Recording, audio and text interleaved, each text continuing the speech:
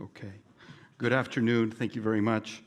I would want to make one quick note. As an archaeologist, the question of art, as you were just discussing, and the original versus the fake is something that is actually driving much of the kinds of things that we do as well. And so I found your talk fascinating. Thank you so much. So I wanted to thank you all for coming this morning. I'm the last speaker. I feel like the Monty Python epithet, and now for something completely different. I hope you find it interesting, and I really am very thankful also for the invitation and for having been able to listen to all these wonderful talks these last couple of days. My talk today discusses something that I hope will interest all of you in one way or another, because it has some interesting implications about the way we think about the ancient past, especially the idea, the formation of complex societies throughout the ancient world. And one of the title slide here is actually something that I hope we will grow to appreciate through the talk. It is the product of this research that I've been conducting with several colleagues, and hopefully I'll explain this image a little bit as we go through. It is authentic, genuine. And there is a lot of intentionality in that image as well. So before I begin, I would like to make a quick point, just so to create the context. One of the greatest challenges to the scholarly enterprise known as archaeology is understanding how ancient societies were organized and maintained. Whether studying King Tut or Hammurabi, scholars have spent centuries trying to understand how humans abandoned their nomadic hunter-gatherer ways in which we, as humans, lived for thousands, if not hundreds of thousands of years, and began to settle and develop great societies replete with architecture and artistic wonders. This is a relatively late development in our history as a species on this planet. While ancient cradles of civilization like the Indus Valley or Mesopotamia, and of course, Egypt, have been known and studied for centuries, the focus of these particular early civilizations, or our understanding of these early civilizations, has largely been focused on areas that are in arid environments, where the archaeological record preserves well.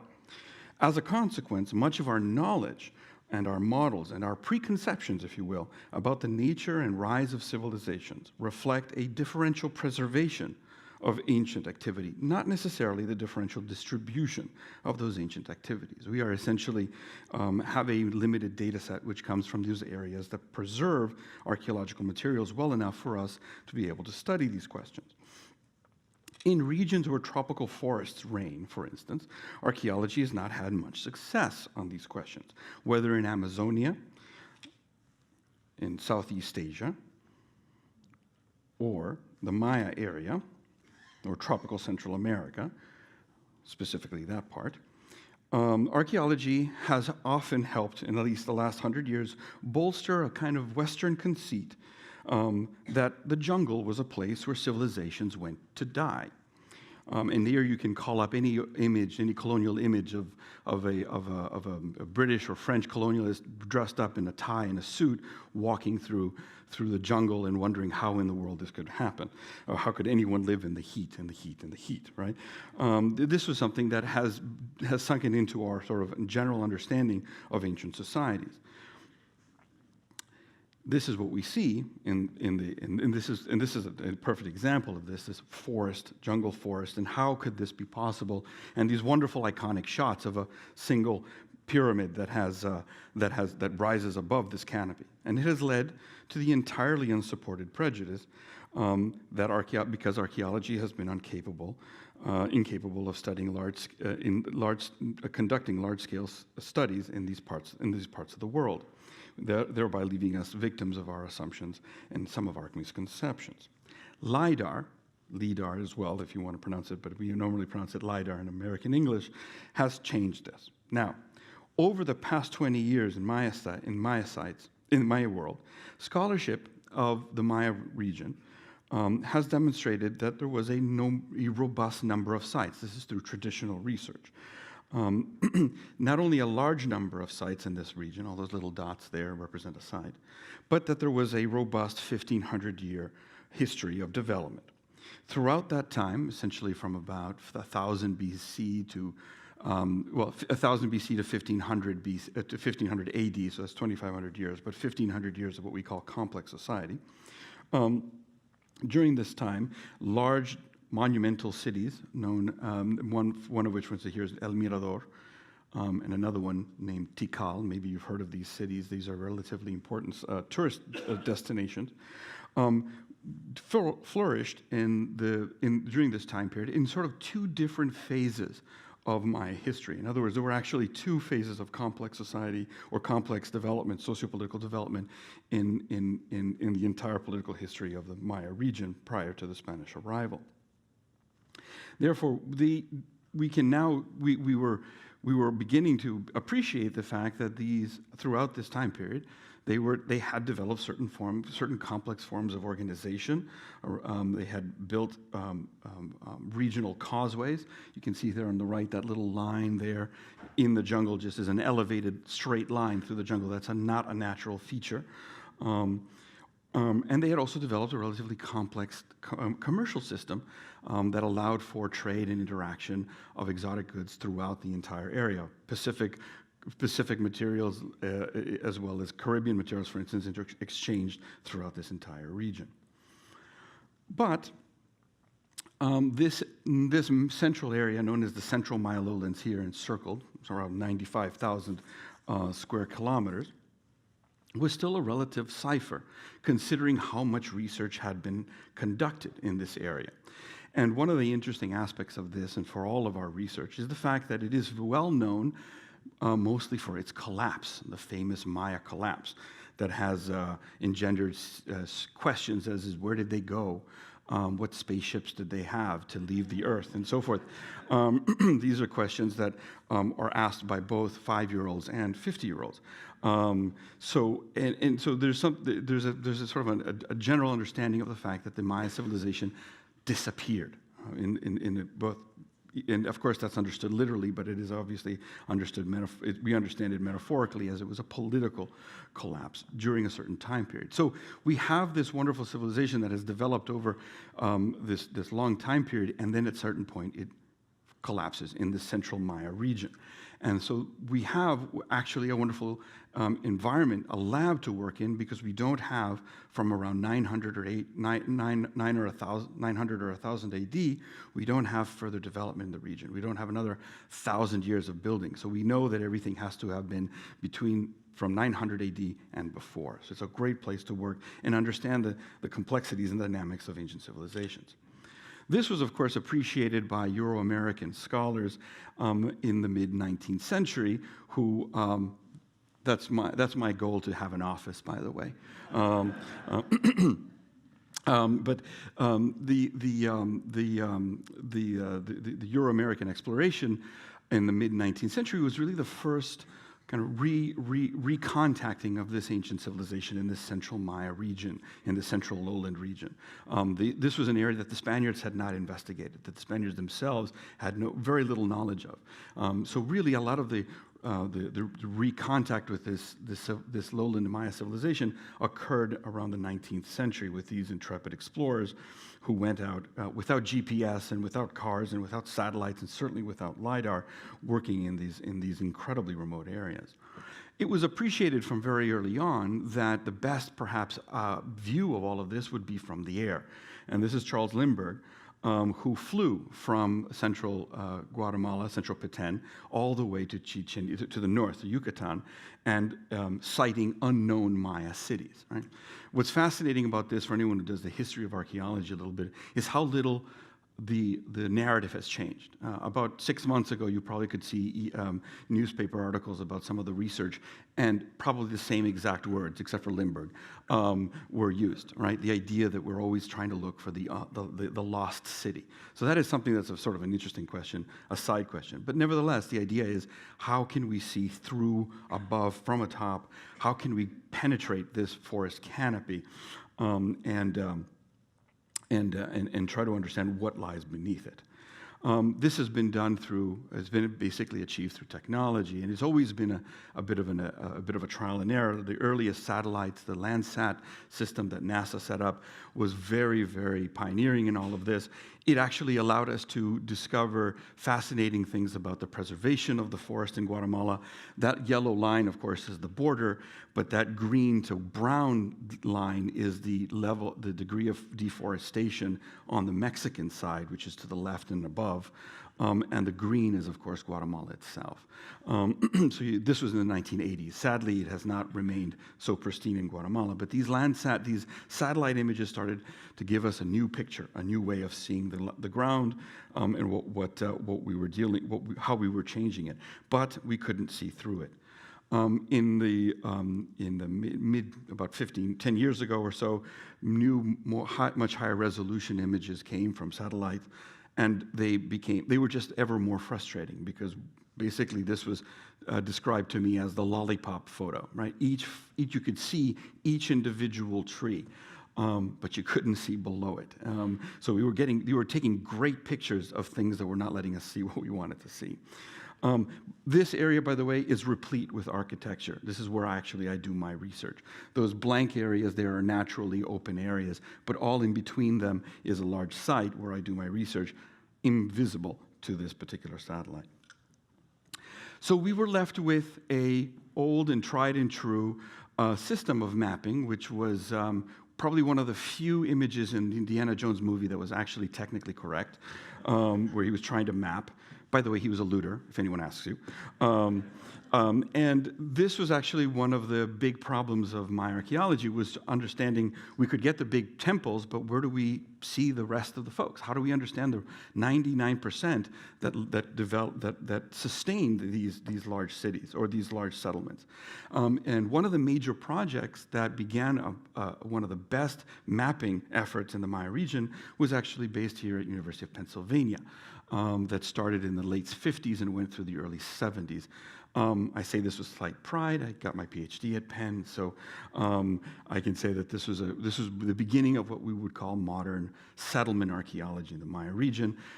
These two individuals here, the one on the left is a man named Carr, who was one of the great mappers of the Maya region. He did a 16 square kilometer map of one of the major sites in the Maya region called Tikal. It took him 2 years of continuous work to get 16 square kilometers. Actually, to do a little bit less than that, but then a few others were added a little bit later. This was considered to be an amazing achievement for the time, because this was the first accurate map, not just of the center of one of the large cities, but then all the settlement around. That methodology has not changed since the 20s and 30s, since we were trying to understand this. This is one of my students in Guatemala holding a little baby alligator or crocodile that he caught on the way along in the jungle. It's dangerous. I've had to run away from boars. I've had to jump away from snakes. I've had to just wonder if I'm blind. This is the picture on the left is what you see. You do not see more than maybe 3 or 4 feet in front of you. It doesn't give you a good perspective. You can see things right on the ground. You can see some large things, don't get me wrong, but we are always struggling with even more advanced technology to try to make an accurate map. Let's say over 100 years of research in this Maya region. This map here is something we prepared for a recent article. All the colored areas that you see, the brown and the green especially, was all the mapping areas that we had achieved as a discipline over 100 years of research. Something like 200, maybe 300 square kilometers had been mapped in one way or another, walked over, cleared, and then mapped in some way. These green lines are transects or larger survey areas. The big brown square in the bottom there is the Tikal map I just showed you, and various other points. For a region that's 95 to 100,000 square kilometers, having 300, 400 square kilometers or 500 square kilometers, if we're being generous, isn't a good sample. But this is what we had this is what we had to base our research on. Not to be daunted by a lack of data or unencumbered by data, many scientists, early archaeologists, had grand theories about the way the Maya civilization operated. Especially in the 50s and 60s, there was the hope, really more than anything else, it was more of a utopic hope, that the Maya were actually a peaceful civilization that had priests running these empty ceremonial centers, and a kind of dispersed rural population that were peaceful and fed these priests with their corn. This was the basis of what was thought to be a theocratic model that was very quickly. Well, not very quickly, but it was eventually knocked down by reviewing and understanding not only the writing system, but also the arts, the artwork that showed a much more complex political landscape of kings and queens recording their own histories and usually talking about how great they were and what they did. And a lot of what they did were battles and capturing and construction and so forth. And so this idea of a kind of a faceless, egoless theocracy disappeared in the literature, leaving us with this idea of warring city-states. And this, of course, was allowing for the art and the epigraphy to be understood, or it was accommodating the data that we were getting from their own writing, but leaving the Maya organizationally simple and structurally limited, until we got LIDAR. And LIDAR has changed the way we see the Maya. LIDAR is essentially a sensor that is mounted, in this particular case, on a plane. What it is able to do is it shoots many pulses per second at the surface and recovers those pulses as they bounce back. So it's a very simple idea. That is, the amount of time that it takes for it to go hit something on the ground and then bounce back gives you a sense of a distance. And so the plane has to fly at a certain elevation, and it basically gathers elevations. The advantage of LIDAR, the critical point, is that some of it or much of it bounces off the canopy, but about 5 to 10% of all the pulses, given their frequency, are actually able to penetrate the canopy and hit the ground. And those bounce back. So what actually LIDAR gives you, as you can see here, various pulses, it gives you what we call a point cloud. It gives you data about the ground level, it gives you data about the lower canopy, and it also gives you data about the upper canopy. It gives you a 3D map of the forest because it can penetrate it. And so here's an example of what a LIDAR map can do. This is what would be understood as the upper canopy. But because the data gives you things halfway down, you can begin to create a map or a categorization of the various trees. Those that are tall, as you can see on the bottom, 0 to 10, 10 to 20, 20 to 30, 30 to 40 meters. And then, without taking an axe or a machete or fire or a caterpillar, you can begin to deforest, right? And we archaeologists love to preserve the forest, but frankly, we would love to cut it down just to see what's underneath. Now we can do it virtually. And so we remove the trees, and what lies underneath are structures, right? That's the ground level, right? So you can take this landscape, which is Tikal, with a couple of these temples popping out. By the way, anyone who's a Star Wars fan, this is the base of the rebels in Star Wars. And you remove the forest, and this is what you see, right? There you go. This is what you can do with LIDAR data. And so what we did, and the problem, of course, there's always a catch. It's expensive. It's very expensive. So we can be done, but it's usually been done at a small scale. In our case, the project that we began a few years ago was actually able to do 2,100 square kilometers, all those little red squares, those red blocks in the northern part of Guatemala. All the other white blocks are various other scholars who have done their own research on LIDAR. And you can just see our area is actually twice as large as any others. It had probably the advantage of having the best sensor that was available to us at the time. It was a massive sample that covered from east to west the entire region. So we had areas that were a little bit more mountainous. The tropics, again, are varied. We have this assumption that they're all the same. It's just trees after tree. But in fact, the topography is extremely rugged. And so we were able to get various areas that we thought were of interest. And then these cast of characters and myself there looking very upset. It was a collaborative effort. Archaeologists tend to be these kind of, how do I put this, individual scholars that look at their site, and we call it my site-itis in archaeology, the suffering of my site, my site, my site. We were actually able, that's probably why we're all unhappy, because we're being forced to talk to each other. But essentially, it was a collaborative effort of about basically 24 scholars that worked together very, very effectively. And when we received all of these data, we began to manipulate these data to produce what we call different visualizations, so that we get what is essentially a map or a model of the terrain. And we then begin to apply various techniques to those data to see the same phenomenon differently. And that allows different features to pop up. Therefore, what you're seeing here is 4 different pictures of essentially the same complex of buildings. Some of the visualizations show very small features, and some of them show linear features and so forth, but we were able to apply all of these different tests. And therefore we could go from what was a simple digital elevation model, what we called the terrain model on the left, to a visualizations that allowed us to see and recognize what we were looking at, to then a map, which would have taken 20 years or 10 years of field work. This took 10 months. This just came out, our article of our team just came out in Science about a month ago, and it gives out the initial conclusions the preliminary conclusions that our group was able to derive from this study, which I will share. This is, I hope, this will give you a simple sense of how it is.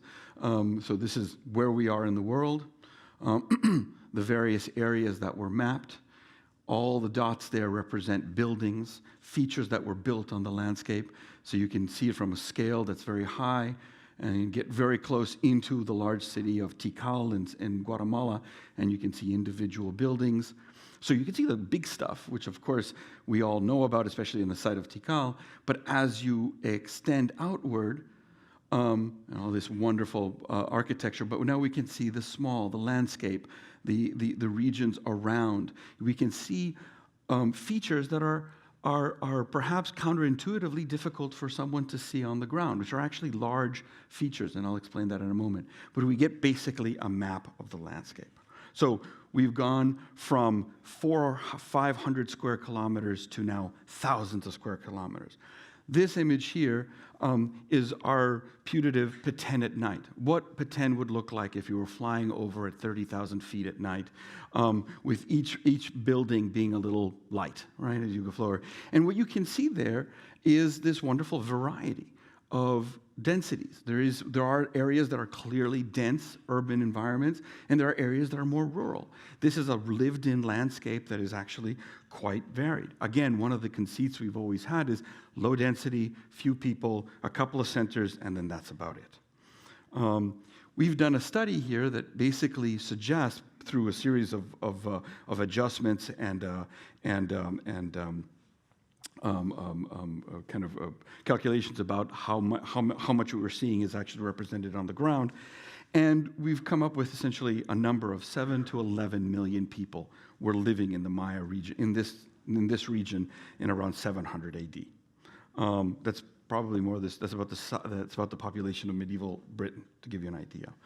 We've also been able to manipulate the data, the landscape data, to create classes of terrain. And what we can see, for instance, this is one particular area. All the green, the light green, the brown, and the yellow are just various topographic classes. And what we can do, if you look very closely, all the little black dots are where buildings are. We can now predict to about 90%, 85 to 90% accuracy where buildings or where structures are going to be built. The Maya did not like to live, strangely enough, in swamps. How about that, right?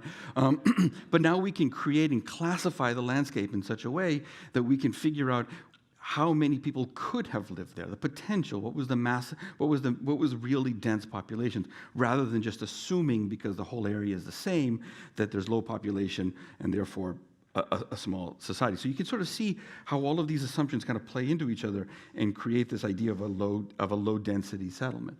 We created these maps that show then densities, right, from the visualizations, counting each individual structure and then creating density maps to show what would have been the density of population around sites like Tikal.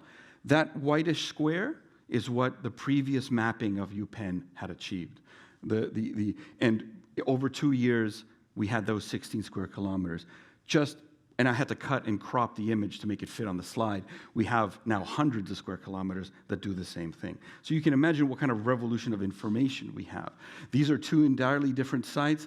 The density patterns are entirely different. We can now talk about different urban patterns throughout the region. And here you can sort of see the various, these are density classes, and you can see how Tikal in the very center there is very dense, whereas up on the left, there's very, very rural population. So we can begin to characterize these areas and begin to sort of create an argument about the landscape and how it was lived in a way that would have been impossible without these data. This is a statistical cluster analysis of the various patterns that we see, and we can see some that are more and some that are less urban. So here is a site. Here we can see the different kinds of cities. There's Tikal, sort of twilight. Here's a shot of another site to the north. This one is perhaps as clear, but this is another very dense site. Just to remind you, that's what it looks like. When you go there, that's what you see. This is what LIDAR lets us see, just to remind you where we are. And these various other buildings and various other sites. And you can see here almost you don't need a trained eye to understand certain features are human-made. Those kinds of features are actually very difficult to see because at any given moment they're ephemeral, or they don't feel particularly monumental. And when you've got only a few feet of visibility on either side of you, you're not going to say this is a 3-kilometer road. It just looks like a bump in the ground. But when you're able to see all of this, you can immediately recognize a road. So in fact, what LIDAR allows us to see is the really small stuff and actually some of the really big stuff. Manipulation of they didn't like to live in the swamps, but they manipulated the swamps for wetland agriculture, and we find the canals, the drainage ditches, all these systems. We're intrepid. We love to talk about how we go out in the field, but no archaeologist, believe me, will ever want to walk in the swamps, right? So it's nasty. But now we don't have to. No, now we actually have to because we've seen these things and we have to investigate these patterns, sadly enough. So we're actually making more work for us. But basically, you can see systems and perhaps you can't really see very much in the green, but you can see all of these features, all of this enhancement of the landscape, roads being built, reservoirs being dug and filled, hydraulic systems that were entirely, that blue patch is a semi-artificial lake that was built, that was enhanced and then drained, as you can see coming out of the bottom right there. Massive infrastructural investments, larger cities, larger populations, all in this region. And of course, with larger everything and more of everything, also defense, because people eventually or sometimes don't get along. And what we can see here are, for the first time, we really start to see defensive features. There was the idea that the Maya never defended their cities. Wars were small, little kind of elite raids, a counting coup type system that's found in the Northeast, the colonial Northeast. That is not, in fact, the case. We actually have redoubts, we actually have refugia, we actually have castles, or we have citadels that are defended, and usually it's the elite that are defending themselves. This entire system here on the bottom, on the upper right, is a defensive network that was entirely unknown to us before we saw the LIDAR. There you can see all the lines and the bulwarks and so forth. So when we look at this, we can also see there are some areas where there was a lot. All the red there is where all the defensive features are in our sample, and some other areas don't have as much. There's a lot of population in that area, and it's also an area of strategic importance for the movement of materials. So we can begin to create regional narratives about why the Maya lived where they did, lived where they lived, how they adapted to the environment that they were in. So, kind of broadly speaking, higher population, more complex agricultural system to feed these populations, more complex hydraulic systems, fortifications, and a higher frequency of roads and interconnections. So when we then look at reconstructions, especially out of National Geographic, of our Maya, of the ancient civilizations, we can start to say, look, these were not kings that were small little petty chiefs that beat up on each other every once in a while just to have a little bit more jade. They were actually running and administering relatively large and regional states. Their job was much more complex than perhaps some of these images would suggest. When we talk about infrastructure, we can see that the Maya dedicated a lot of their labor, a lot of their effort to building roads, building lakes, managing water, getting it out from where it's too much and putting it in where it isn't enough. These kinds of infrastructural projects suggest to us that they were organized. There was a part of all of this is not so much the work itself, but the labor involved in making it that tells us as anthropologists that there must have been some complexity there that we were underestimating.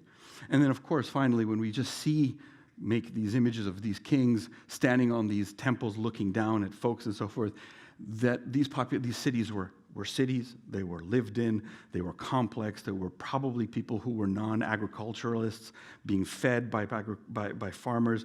There was a complex interdigitation of different specializations that involved markets and a complex network of distribution that we've essentially underestimated because, as I said, we've had this general notion that it just simply was too hot to do any of that. All right. Thank you so much.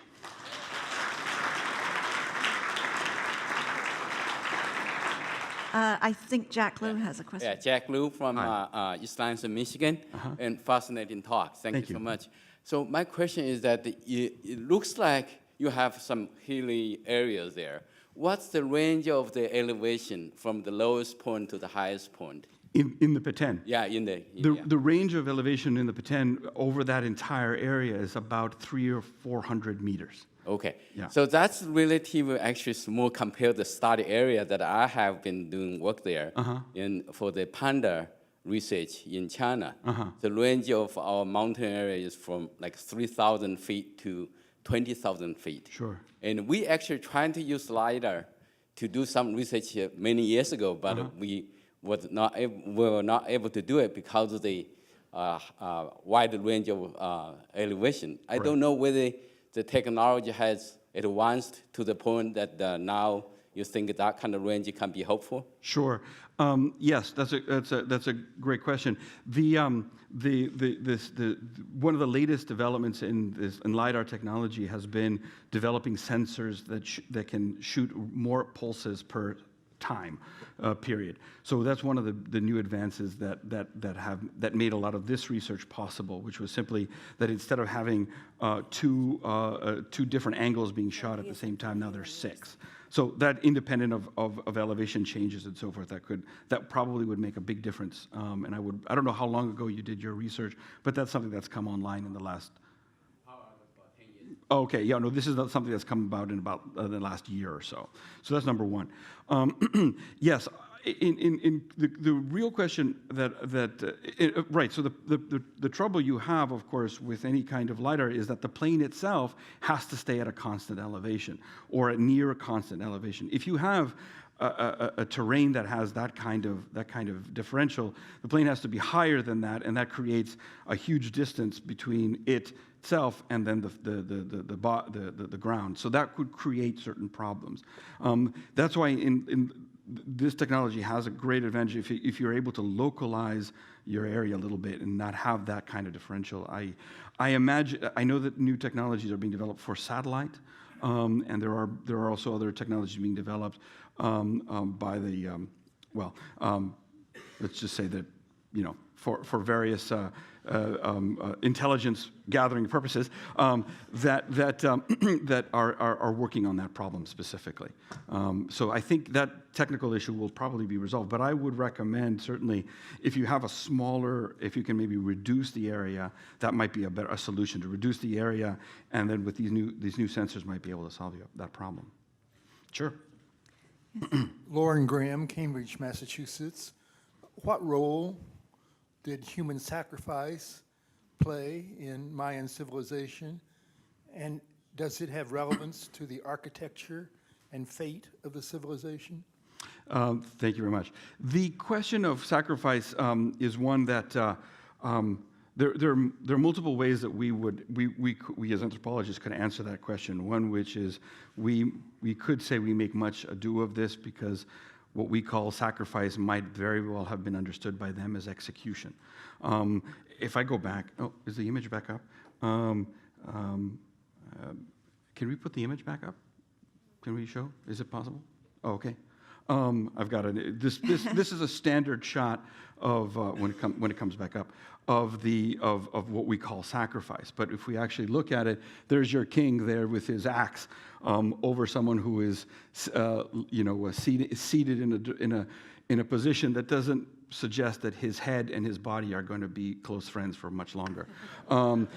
Is that an execution? We would traditionally in anthropology we would refer to that as sacrifice because it was. But one of the things that we're learning about Maya civilization is that many of the scenes of sacrifice that we talk about or that we have in their art are actually scenes of post-captive, post-war, post-battle, in which there's an elimination of one's enemies, and so that to me becomes more of a question about what do we mean by sacrifice. But to get to the spirit of your question, architecture such as temples and main plazas and so forth were areas of performance where kings performed their rituals. They're particularly relevant to whatever time period in their calendar or to historical events. And it was in those areas where these kinds of sacrifices or these kinds of killings were undertaken.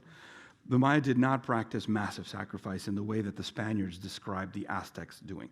And I say that very specifically because the Spaniards described it in a certain way to make certain advances for their own sake about what they were doing. But it's certainly we know that from a lot of the ethnohistory, the Maya did not actually sacrifice large groups of people, or any more than other areas in the world in terms of this sort of general topic. So there isn't a major impact that it would have had on any of the big, what we call processual changes over a period of 200 or 300 or 400 years in the Maya region. I hope I've answered your question. I'm going to go to Dr. Norton and then to the balcony, and Okay. then I'm going to let this gentleman here in the red sweater ask the very last question, because I think there might be a special connection between the speaker and the gentleman. So we have Mary Beth Norton, Ithaca, New York. I actually have been going to Maya sites for years, including to Tikal, and I'll just tell a story about myself, which was when I saw the first Star Wars movie, and the image of Tikal came up on the screen. I yelled out literally in the movie theater, Tikal! I was just so blown away by it. I think it's the only time in my life I've ever interrupted people watching a movie. In any event, I actually have two questions. One is, how much does your archaeology, how much is it informed by what we can now read of the Mayan language, which when I started going to Mayan sites couldn't be done, but now it can be. This is how long I've been going.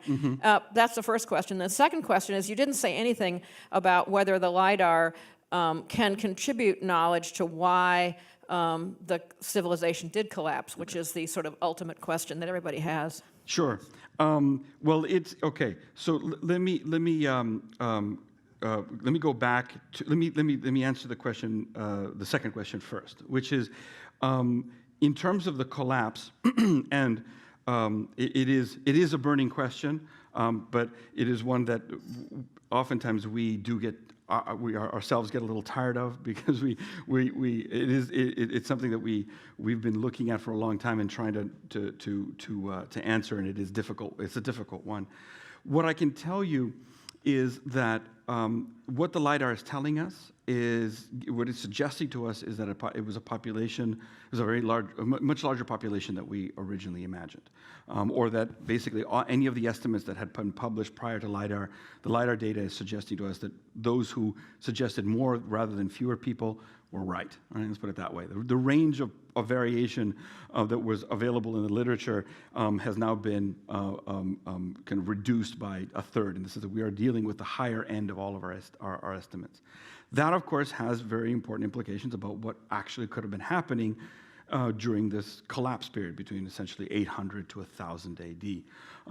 And so that's something that I think LIDAR will contribute to indirectly. That is, if we're dealing with a large population, what we're dealing with is people that are interconnected, that are integrated in some way regionally. They don't have to have face-to-face contact for one person to impact the life of another.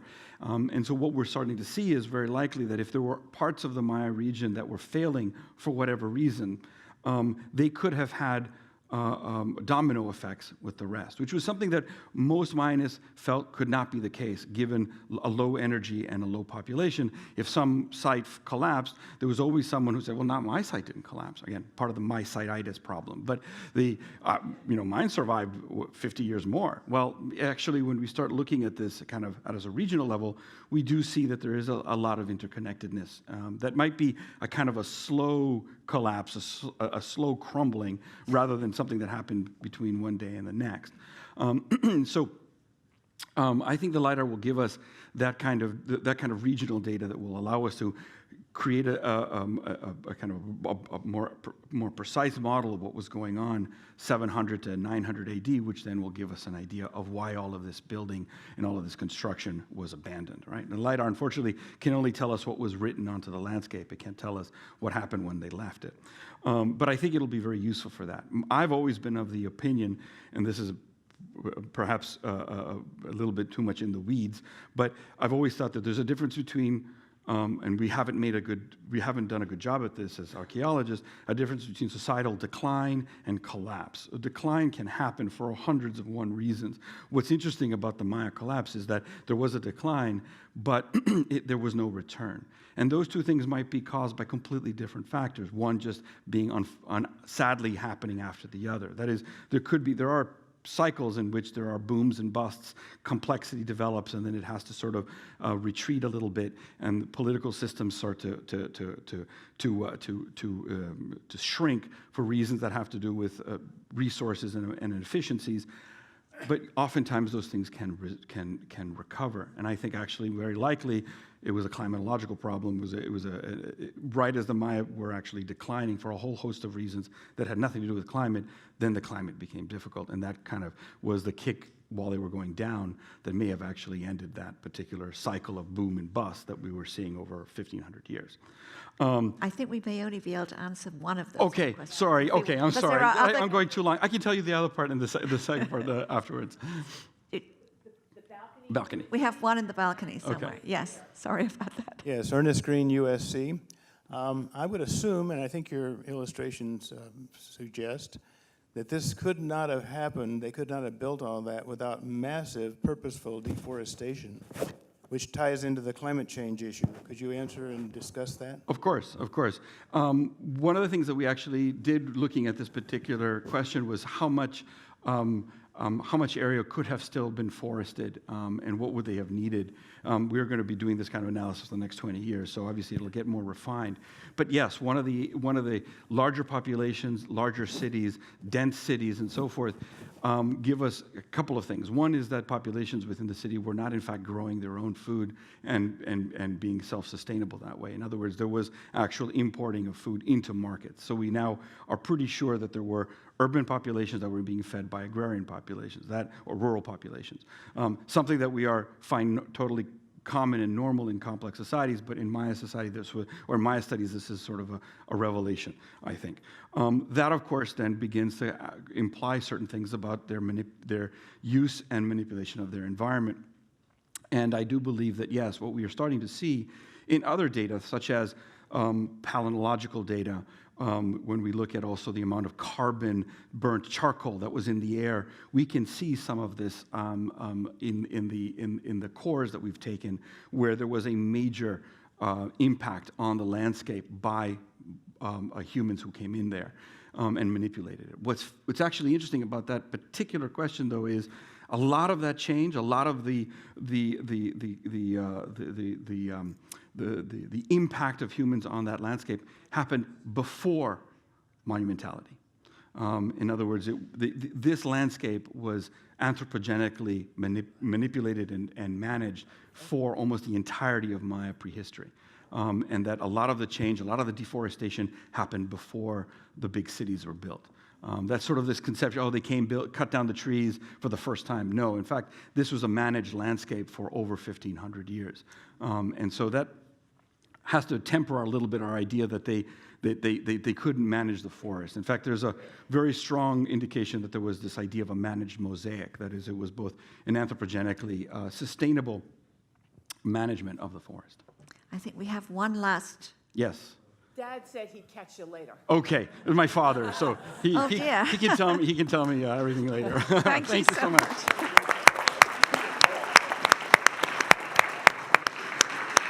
Thank you.